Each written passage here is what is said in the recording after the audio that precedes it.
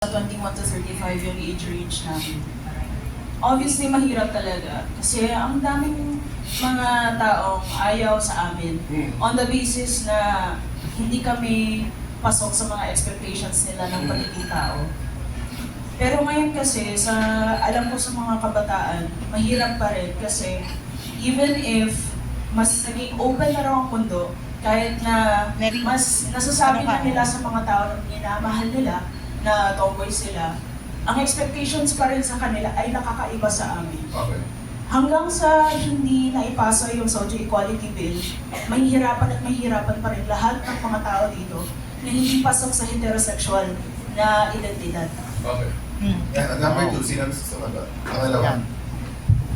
Hi, good afternoon.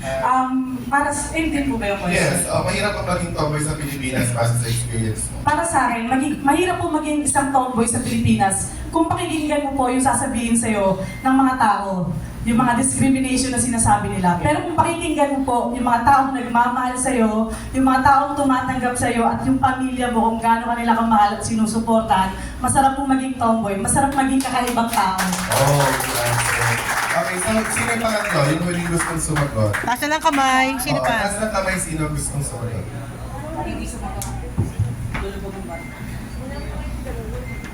Okay, sa Pasay. Same question. Based sa experience mo, mahirap bang maging tomboy sa kayo dito sa Pilipinas? Base po sa experience ko, mahirap po maging tomboy. Lalo na po pagdating sa, kagaya ko na bata pa lang ako, nagpa-basketball na ako. May time po na sumali ako sa men's basketball dahil dito naman po sa Pilipinas, hindi po ganun ka-open na sa bawat lugar may liga ng basketball ng pambabae. Kaya sumasali po ako sa men's basketball. May one time po na pinasali po ako pero ginawa po akong muse. And sa gaya po sa trabaho, may mga trabaho po na trabaho panlalaki na kaya naman po namin gawin bilang isang tomboy na hindi po natatanggap sa trabaho. Okay, salamat po sa mga sagot. Salamat po. Thank you. Thank you so much.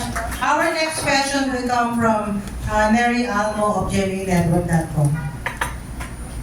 Hello, Kayo po, ganun po. organizer na lang po.